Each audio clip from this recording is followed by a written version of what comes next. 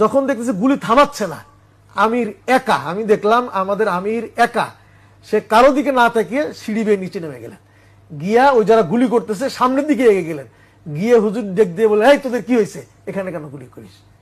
আমাদের আমির বাইতুল মোকাররমের উত্তর গেটে দাঁড়িয়ে বক্তব্য দিচ্ছেন, ঠিক সেই মুহূর্তে আপনার পশ্চিম দিক থেকে, বাইতুল মোকাররমের পশ্চিম দিক থেকে ওই রাস্তায় সরাসরি গুলি করছে, আমাদের নেতৃবৃন্দ যারা আসতেছেন লোকজন এদের উপরে গুলি করছে, ওই সময় চলছে প্রচন্ড গুলির আওয়াজ। এর মধ্যে আমির বক্তব্য দিলেন।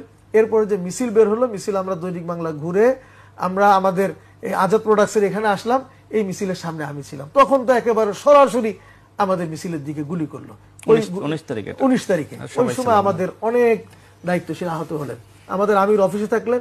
তৎক্ষণাৎ তারা গুলি করতে করতে এতটা মানে হয়ে গেছে, তারা হায়না হয়ে গেছে, গুলি করতে করতে তারা আমাদের অফিসের সামনে এসে অফিসের দিকে ফিরে গুলি করছে।